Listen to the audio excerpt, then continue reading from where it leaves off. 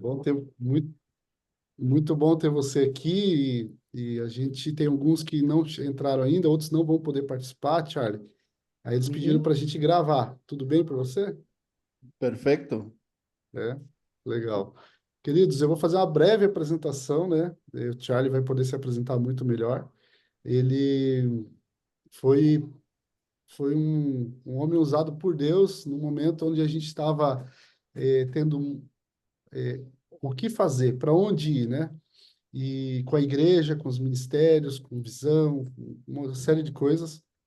E a gente comecei a participar de um grupo de mentoria que é internacional, né, Charlie? Tem grupo de Uhum. mentoria aí pelo mundo inteiro e que ele trabalha essa dinâmica do igrejas irresistíveis, onde as pessoas vão e não querem nunca mais sair daquele lugar, né? Não querem fazer parte daquele povo e fazer parte do que Deus está fazendo naquele lugar.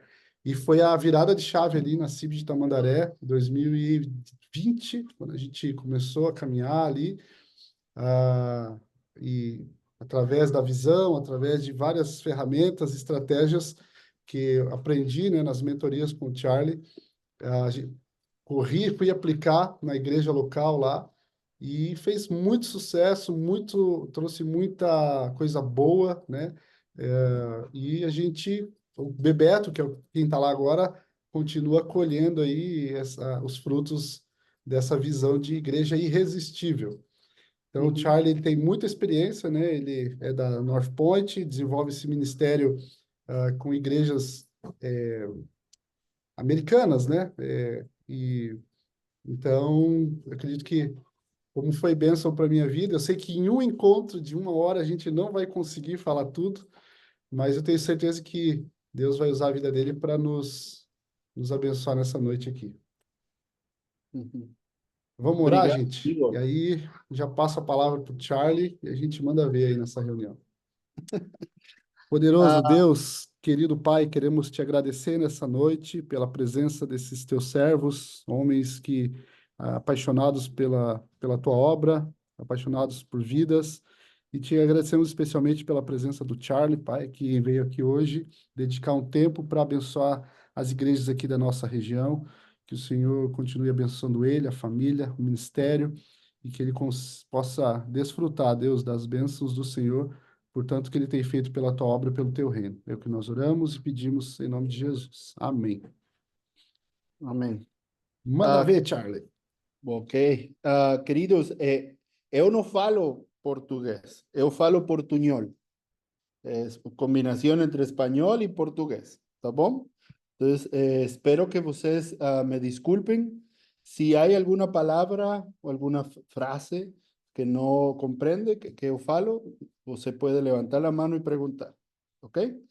Para mí es un honor y mucho agradecido por poder compartir con vocês un poco de lo que nos estamos viviendo, de lo que nos estamos haciendo, tratando de hacer, de poder que exista una iglesia irresistible en cada comunidad. En cada comunidad debería existir una iglesia en la que todas las personas quieran frecuentar. ¿Okay? Y lo primero que tenemos que pensar es quitarnos un poco salirnos o alejarnos de esta idea que tenemos de que para las personas de afuera, las personas que están alejadas de la iglesia, las personas desigrejadas, eh, la iglesia no es un buen lugar, no es un lugar al que ellos quieran acercarse. Hay muchas personas que, primero, no gustan de la iglesia, muchas personas que no gustan de los cristianos que van a la iglesia, eh, porque desgraciadamente la iglesia y los cristianos tenemos una mala reputación. ¿Se entiende la palabra reputación? Am, y eso es algo que tenemos que aceptar, ¿ok? Y para nosotros tal vez, cristianos e iglesia es algo bueno, pero para la gran mayoría de las personas no necesariamente es así.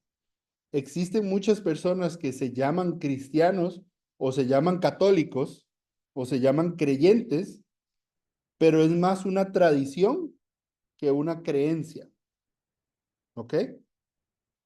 Eh, y para mí eso es muy claro. Yo moro en México, ¿ok? Y es muy claro, lo veo mucho en México y lo veo mucho en Brasil.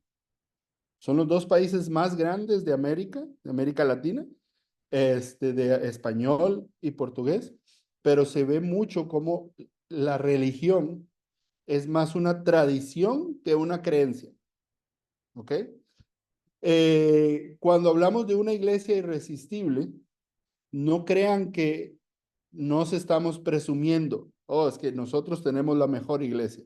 No se trata de que creemos que somos irresistibles, porque nadie puede asegurar algo y menos conectado con la iglesia, ¿ok? Cuando hablamos de ser irresistible, de que la iglesia sea irresistible, hablamos de que la iglesia debe hacer dos cosas. Número uno, seguir el propósito que le dejó Jesús a su pueblo, que es ir y hacer discípulos en todas las naciones. ¿Ok? Eso es número uno. Y dos, la iglesia debería mostrar la personalidad de Cristo, porque somos el cuerpo de Cristo y Cristo es la cabeza. Y la personalidad de Cristo fue irresistible. Personas que no eran como Jesús amaban estar con Jesús. Si vemos los evangelios y vemos cómo se comportaba Jesús y cómo se comportaban las personas alrededor de Jesús, eran las personas que no eran igual a Jesús, las que amaban estar con Jesús. Y Jesús amaba estar con ellos. Pero yo les pregunto a ustedes, hoy, la iglesia en general tiene cerca a las personas que no se parecen, que no creen lo mismo que la iglesia. La iglesia gusta de estar cerca de las personas alejadas de Jesús. O más bien la iglesia está más preocupada por retener personas que alcanzar personas. Y esa es una pregunta que todos debemos hacernos y deberíamos poder responder honestamente, con sinceridad. Porque en el momento en que lo que hacemos, no está pensado para alcanzar a aquellos alejados de Dios o para reflejar la personalidad de Cristo cuando estuvo aquí, la iglesia está desviada, ¿se entiende esa palabra? Desviada de la personalidad y el propósito que Cristo dejó para nosotros. Ustedes pueden decir a mí, mira, Charlie, pero nos necesitamos cristianos para alcanzar no cristianos, ¿cierto? Nosotros, la iglesia necesita de creyentes para alcanzar no creyentes, pero en general creyentes que quieran reflejar a Cristo y quieran buscar lo que Cristo dejó como nuestra misión. Entonces, pensando en eso, pensando en esta idea de que la iglesia, si Jesús fue irresistible, su iglesia debería ser irresistible. Y entonces, ¿qué estamos haciendo nosotros para lograr eso? Si nos ponemos a pensar de esta idea macro grande, de que la iglesia debe ser irresistible, y esto es una misión, esto es un deseo, ¿ok? Esto es algo que debería apasionarnos. de que la iglesia sea resistible, que las personas deberían tener un problema, estar pasando por una dificultad y debería pensar, necesito acercarme a un cristiano. Un padre debería desear para sus hijos una pareja cristiana. Un empleado debería desear trabajar para un cristiano. Una persona debería buscar que sus mejores amigos sean cristianos. Pero la realidad no es esa. Entonces, eso lo que me pone a pensar a mí es, tenemos trabajo que hacer. Y eso es bueno. Eso quiere decir que todavía hay un camino que recorrer. Lo bueno es que tenemos la oportunidad de buscar el ideal dentro de nuestra realidad, buscar el ideal. Porque si al final en nuestras ciudades, en Paraná, ¿ustedes están en Paraná o están en... Si ustedes piensan, en Paraná hay 100 cristianos repartidos en 10 iglesias. Si de aquí a 5 años existen los mismos 100 cristianos, no logramos nada.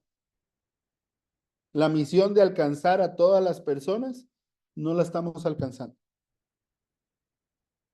Lo que mueve el objetivo, lo que mueve, debería mover nuestros corazones, es no solamente que haya personas que conozcan más a Cristo, sí, en el sentido de mayor conocimiento, sino de personas que busquen más a Cristo. Lo decimos de esta manera.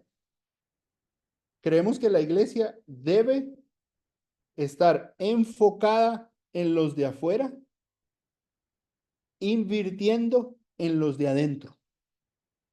¿Se entiende esa frase que acabo de decir?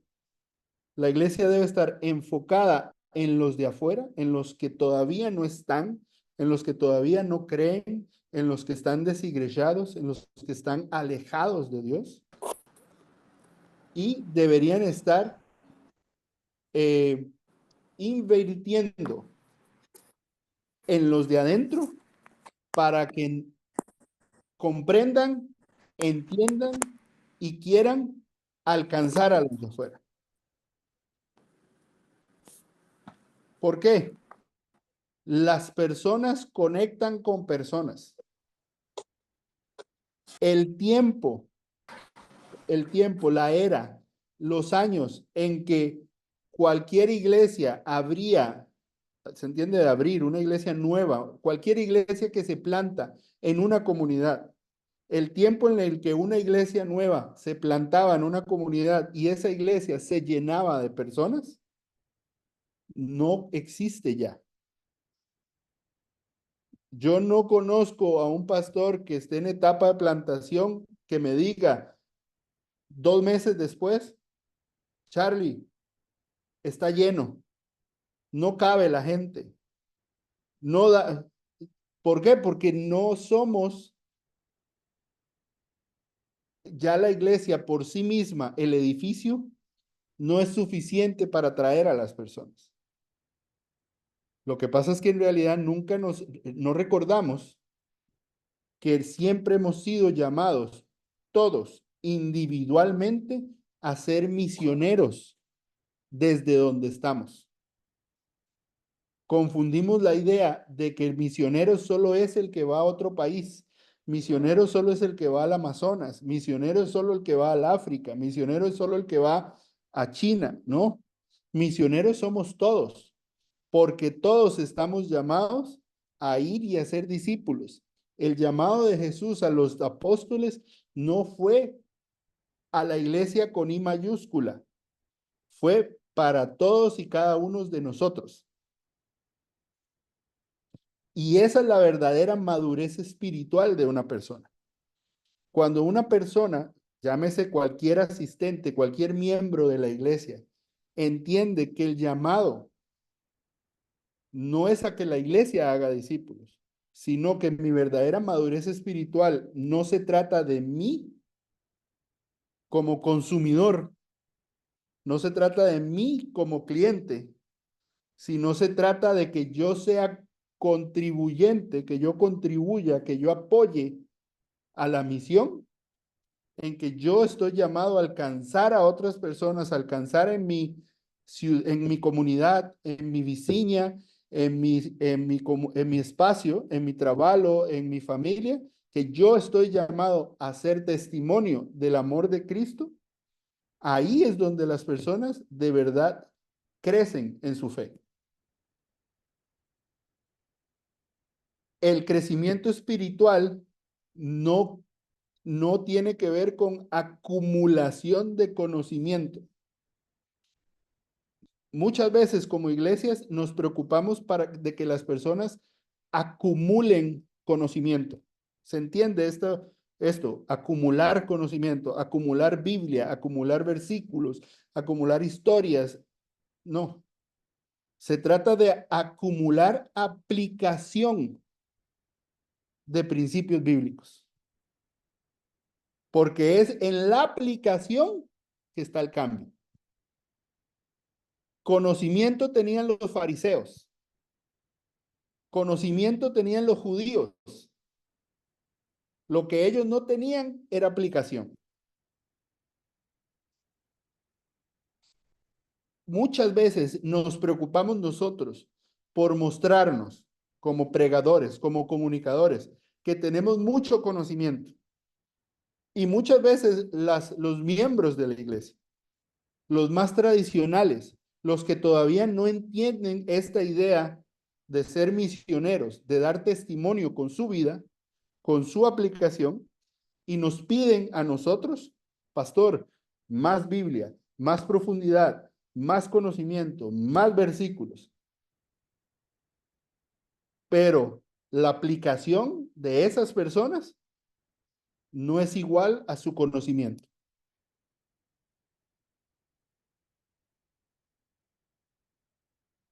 Las personas van a conocer a Cristo primero a través de nuestras acciones que a través de una pregasada. Las personas alejadas de la iglesia conocerán a Jesús primero a través de nuestra aplicación que de nuestra comunicación.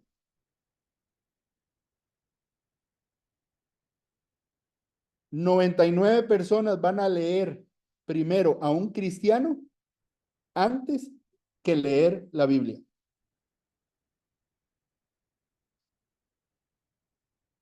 Y muchas veces el mayor obstáculo para que las personas se acerquen a Jesús somos nosotros como cristianos.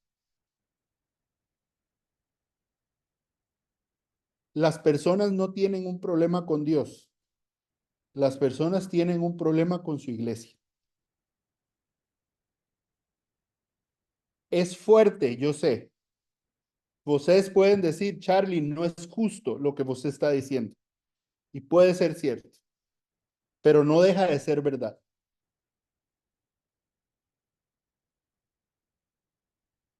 En Hechos capítulo 15, Lucas cuenta la historia de la primera reunión de los apóstoles de la iglesia en general. Pablo fue llamado desde Antioquia a Jerusalén a dar explicaciones de qué era lo que él estaba haciendo, por qué se acercaban tantos gentiles a la iglesia.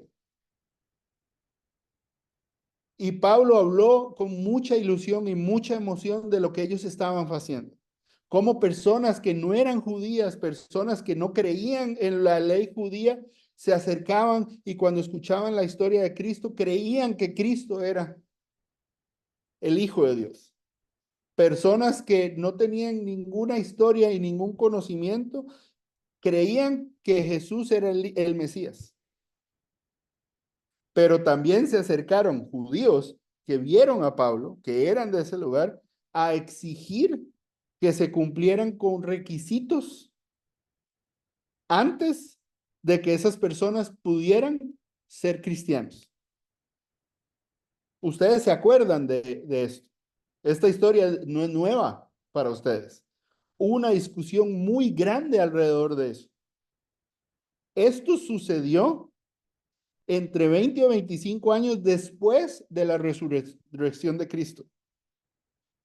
Si nos ponemos a pensar 20, 25 años después de que Jesús murió y resucitó, la iglesia seguía discutiendo cuáles eran los requisitos para ser un verdadero seguidor de Cristo. No se ponían de acuerdo. Y Pablo era la persona que más nuevos cristianos estaba trayendo a la iglesia. Pedro, que se supone que era una de las personas que más entendía, Pedro, que la iglesia católica dice que fue la persona que Jesús dejó a cargo de su iglesia, inclusive confesó que hasta hacía poco tiempo él no estaba de acuerdo con Pablo, que hasta hacía poco tiempo él había soñado y él no ponía un pie, él no había puesto un pie en la casa de un gentil. Se supone que Jesús les dijo que fueran a todos los rincones de la tierra y Pedro no había salido de Jerusalén en 25 años. Y Pedro ahí dijo, tenemos que hacerlo diferente. Pero más allá, todavía más grande lo que les voy a decir. El último en hablar en esa reunión fue Santiago, el primer obispo de la iglesia cristiana en Jerusalén. Santiago, que fue el hermano de Jesús.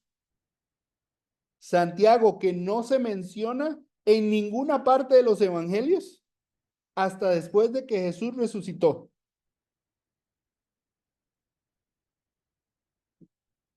Si alguno de ustedes tiene un hermano o una hermana, entiende por qué Santiago necesitó de la resurrección de Jesús para poder creer que Jesús era el Hijo de Dios. ¿Qué hace falta para convencer a José que un hermano es santo? Un hermano con el que hemos peleado, con el que hemos vivido toda la vida, que le conocemos lo bueno, lo malo y lo feo. Santiago necesitó para creerle a Jesús que Jesús resucitara. Pero después de que Jesús resucitó, Santiago se convirtió en el líder máximo de la iglesia de Cristo, fue Santiago. Y por eso Santiago fue el último en hablar. Y en Atos 15, 19, Santiago dice una frase que es increíble. Y Santiago dice, después de escuchar a todos, generalmente si ustedes trabajan en una oficina, si trabajan en una empresa o inclusive ustedes mismos en sus iglesias, saben que el peso del jefe máximo es muy grande. Las palabras del jefe pesan más que las de los demás. Santiago fue el último en hablar. Y Santiago, en ese momento, al final de hablar, en Hechos capítulo 15, versículo 19, dice, voy a leerlo aquí rápidamente, solo para no equivocarme. Hechos 15, 19. Ay, no. Hechos 17, 15. No. De nuevo hagan obstáculos. Aquí está, no. Hechos 19, 15. No. Perdón. Pablo en el concilio de Jerusalén, Santiago en el concilio de Jerusalén, dijo, yo considero que no debemos poner obstáculos para que las personas se acerquen a Jesús. Yo considero, si me lo puedes buscar, te lo agradezco.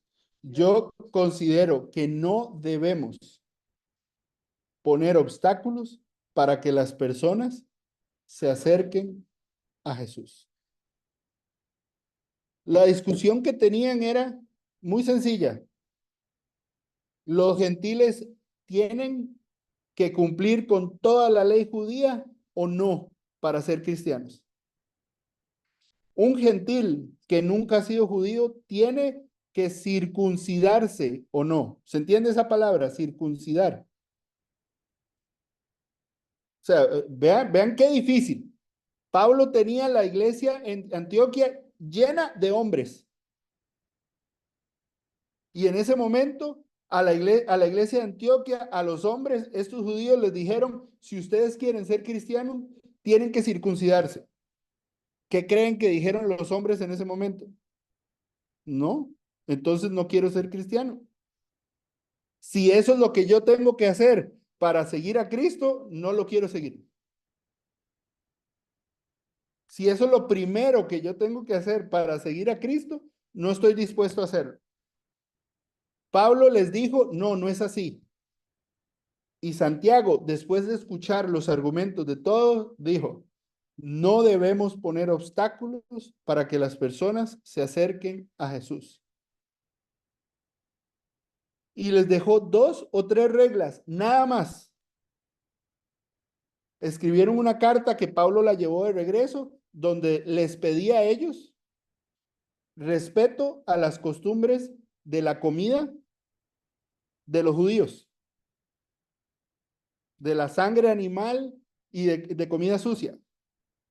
Y les pidió también, y eso por un asunto de respeto, de consideración a una tradición que tenía cientos de años de estar siguiendo.